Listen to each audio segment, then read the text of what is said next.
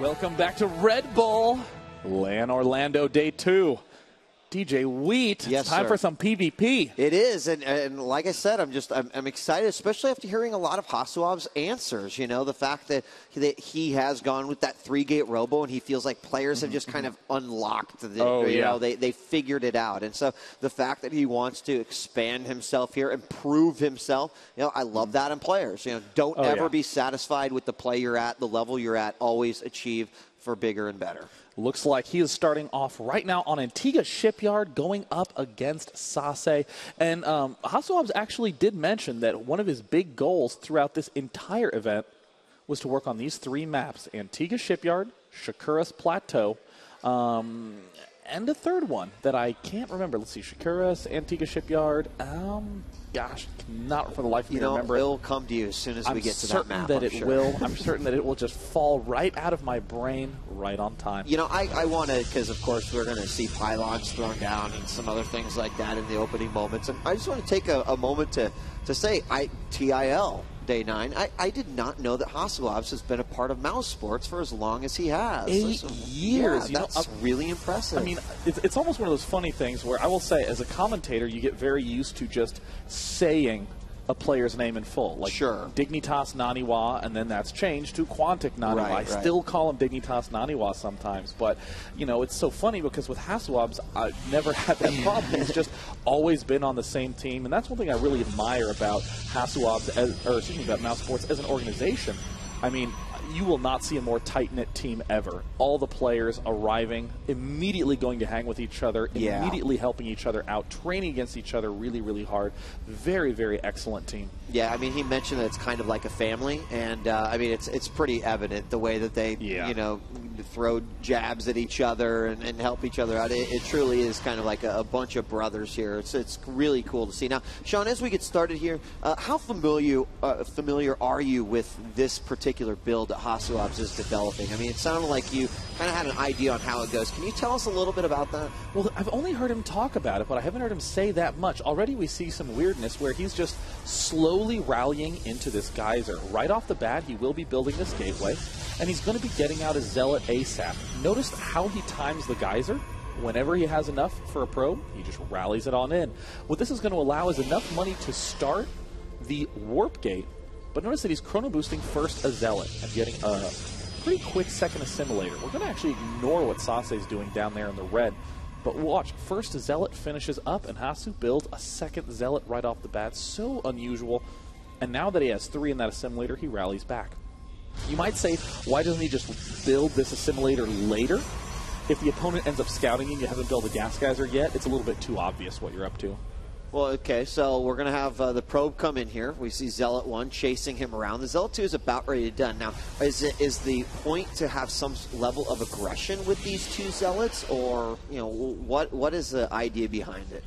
Well, if you envision how a 4-gate happens, that's one of the big things that you always have to consider. A 4-gate will send 1 Zealot and 1 Stalker, and then the probe will be there. You'll try to shoot the probe down, but while you're shooting that probe down, he will have already gotten the opportunity to take a couple of shots with his Stalker on your Stalker. So even though you might be on even footing, he's still going to come out ahead because you had to kill that probe off. Here, you don't have to kill the probe off.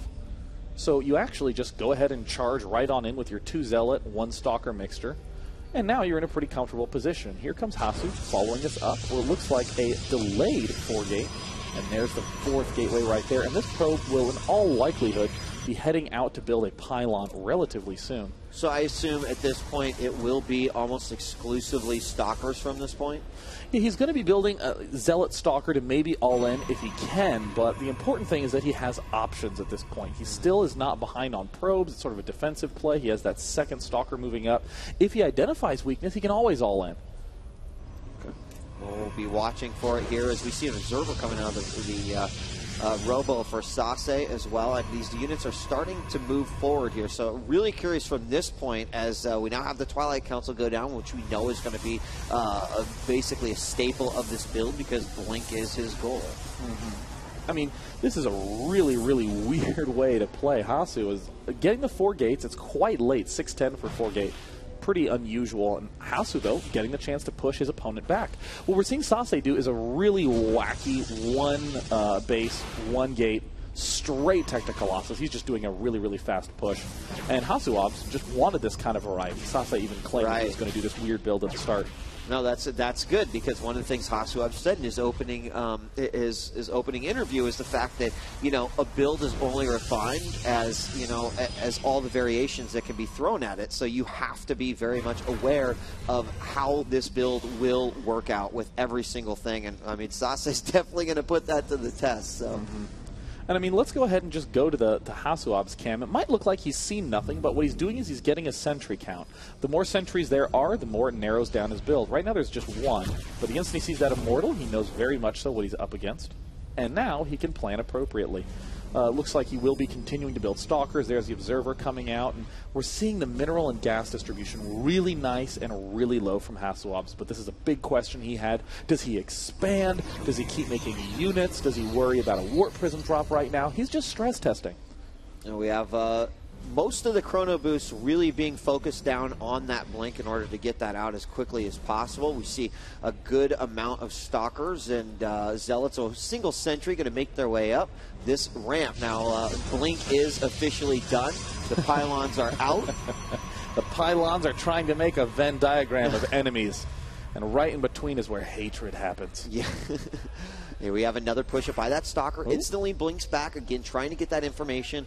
And he'll, I assume he's going to push forward with the force field going down. And of course, this is one of those things he's going to, you know, have to deal with in a situation. One base Protoss throwing down those force fields, not letting you get inside. How exactly does he deal with this? Does he sit outside and wait? Or does he blink? No, well, I guess he just was allowed instant access in. And it looks like, wow, he's actually even going to get to take out the Robo facility. And right now, that's going to be a big blow to SaSe. We see some nice force fields being thrown down there by HasuObs as well. But the most important thing to note is if you go to that unit count, HasuObs actually does not really have that much. I mean, he just has Stalkers at this point in time. SaSe has more units. He's just going to comfortably rebuild that robotics facility. He has the Immortals up. I really think now is a time when Hasu's going to realize, in retrospect, he probably should be expanding a little faster than he is.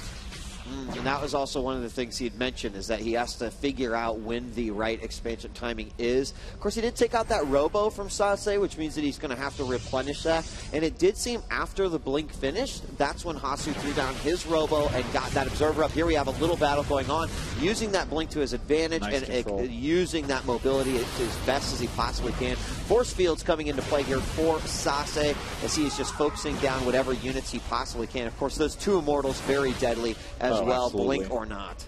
And now it looks like SaSe's finally finishing up that Robo facility again. He's going to have some Chrono Boost saved up. Yeah, he does. He's going to get that Colossus out real fast, as long as he didn't make that third Stalker and end up screwing himself on gas. So it looks like SaSe is just basically going for a Colossus opening straight into this sort of all-in counter push.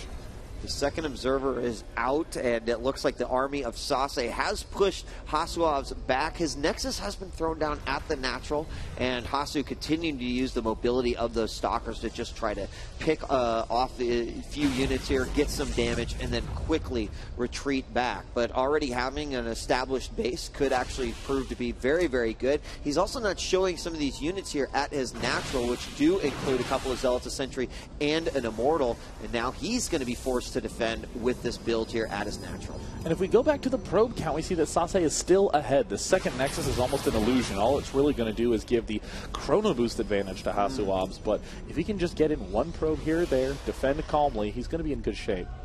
We have another Immortal on the way as well. A few more sentries joining to the party. And I mean, at what point does SaSe actually know that it is there? Sure, he definitely knows. He's got the Observer right there. And hold on, we've got, and moving up now, Zealot's getting in position to try to knock down that Immortal. Few Stalkers up. He's going to blink them back. Nicely done. Amazing control right now by HasuObs, but he has to get those Immortals into the fray. SaSe is already getting his own Immortals into nice position, doing a lot more damage than Hasu is.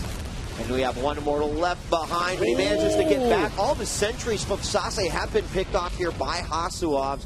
is going to give him a little bit of an advantage. He's warping in 4 Zealots now, which I like that choice. You could possibly blink on top of the army, let the Zealots start to attack some of these Immortals, but look at this pylon. Like, it looks like SaSe's staying on this one base and just moving for it. Uh-oh, it looks like they have a lot of Immortals on the map, and right now SaSe's going to be devoting 100% of his resources to trying to 4-gate his opponent to death. This is exactly the kind of training HasuObs needs. He wants to be up against as much extremes as possible. We have a battle at the front. Zealots going mano-a-mano right here, and it looks like the Observer was taken out. That's going to be a big loss for SaSe, because he won't be able to see up that ramp, and that means, he even gets cut off by a few force fields. A few more Zealots do go down. What else is coming from SaSe? I mean, staying on this one base, he doesn't have a whole lot of gas intake right now. He's really going to only be able to warp in Zealots, a Sentry, maybe a couple additional Stalkers off this, and here we do have one Sentry and a few Zealots coming in right now. Really, HasuObs is going to be going only Zealot Sentry at this point in time. He's, going to get some really nice force fields off. He's trying to cut off all those units at the back and trap the Zealots on the front lines, where those Blink Stalkers can just rip them to shreds. And we see HasuObs rapidly climbing ahead in every possible count army supply, and especially worker supply, which means soon enough it's going to be 4 gates versus 4 gates and a Robo producing. Zealots going up once again. They're knocked down a second time as HasuObs Zealots do soak up a lot of that damage, but this time SaSe does get a little bit further inside of the base, trying to target down those Immortals. Still 3 Immortals left for SaSe, and he is going to warp in a few more Zealots to try to deal with that. The Stalker count very low for SaSe, but those Immortals against this build can be so incredibly deadly. 6. SaSe might very well end up breaking this front. Now all the probes are stepping into the fray, and man, that's a really tragic misstep there for HasuObs. In that post-game interview, no doubt we'll be asking what he thinks went wrong with that initial defense. Yeah, I mean, off of the one base, it looked like he was sitting pretty good, but those additional Immortals really helped out. The positioning on the ramp ended up being pretty good for SaSe, as we saw HasuObs run out of force fields and could only cut off a portion of the ramp. Now we see SaSe knocking on the front door of HasuObs, and this is going to be an inevitable GG. He didn't even have to focus down the Nexus. Now he can do just that, but HasuObs down to 36 supply to SaSe's 54. Man, this is one of those builds where it seems so close and yet so far. I almost got my expansion up. The army supply was clearly in HasuObs' favor, but the fact of the matter is that Immortals are total badasses. This Immortal has 17 kills. Wow. Most of those are Zealots and actually just really basic gateway units. And if you go to the units lost tab, you see that about an extra 1,500, actually an extra 2K resources lost for HasuObs. Those are those Immortals doing those really punishing attacks. Now, in review, Hasu may just say, you know what, I was in a good position. I was really happy. It was micro that went wrong. And that could very well be the case, but it's going to take some pretty close scrutiny of that one key battle.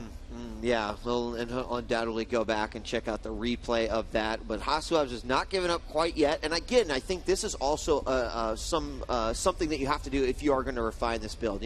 Stay in, see where it would go. Even though you might be on the, have your back against the wall, you still kind of want to see how your opponent's going to deal with it. Are they going to push in? Is there any option to come back as well? And he is going to try some decent force fields there to trap some of those units. Unfortunately, they're still within firing range, and the fact that that Observer is there helps out SaSe considerably. And he doesn't manage to kill off the Observer, and now it looks like SaSe is up against a little bit of a Zealot counterattack. Looks like SaSe's not paying attention. He's going to lose that Colossus. That could be a total killer blow if he ends up whiffing that one, but no, looks like the Colossus will escape unscathed. By unscathed, I mean nearly dead. But now we do have 2 more Stalkers stepping in, and it looks like Hasu is just going to be relying on counterattack. Yeah, his pylon was never really taken out. Now we got 2 Stalkers coming in. They're going to focus down that one Colossus, as we're going to see good blink out of the base. He can now kind of kite some of these Zealots, and he's just got one other Stalker to deal with. Unfortunately, he's going to lose one of his own. And he did actually force SaSe to move back. So like to see this, as HasuObs not giving up. He's going to continue the assault. He's now got a good amount, but he doesn't want to get sandwiched here by these units from SaSe. Oh, very nice play there by HasuObs, just trying to exploit that blink, and it looks like he's target firing the weakened one. He does manage to pick it off. One more blink, and there he is. He's able to get away. Big army from SaSe, but at the same time, you know, this is a pretty common, another pretty common position to be in a Protoss versus Protoss, where you're behind in resources, you're behind an army, but what do you have on your side? You have blink, so you have to exploit that mobility somehow. And, accidentally walking right into the fog with a bunch of units there to greet him. Force field held down to trap a couple units, and every single free unit that Hasu can get now is going to be beneficial, but the army size of SaSe just still kind of towering. 67 supply to 40 supply. All those probes were lost earlier, too, for Hasu. And there it is, GG. So it looks like Hasu loses the first game of his challenge in kind of a surprising fashion. In all honesty, I thought that Hasu was in an advantageous position. He would have probably labeled himself in that advantageous position as well. Yeah, I mean, taking out that Robo early on, that seemed like it was going to be good, especially considering that SaSe was going to try to build the foundation of what he was doing was that very, very quick Colossus. But he got it back up, then switched back to the Immortals. He saved that first Immortal that was still out there and did a lot of damage with that. Yeah. Once they had 3 just pounding away at those armored stalkers, it was just those things got ripped apart. So, and you know, it's one of those weird moments where, you know, he kills off the Robo facility, and your instinct is to go, oh, he's way ahead, and then you look at the food, and you're like, oh, SaSe's actually quite a ways ahead. And then it's when Hasu got the expansion up and was defending, was having the food lead, the army lead, the worker lead, was in amazing condition, but like what you said, just when the Immortals work their way up the ramp, and I think that's going to be a really key moment, because that moment right there begs a really important question. Was it my control that's the problem, or is it my build that's the problem? Sure. So that's going to be a huge point for HasuObs to try to focus on. Can I get away with this? Honestly, if I were him, I would probably use one of those custom maps like Salt, the save and load tool, so that way you can save right before that battle, reload and micro it out, reload and micro it out, reload and micro it out. That way you can see that battle happening 10, 15 times per 5 minutes and just really figure out the best way to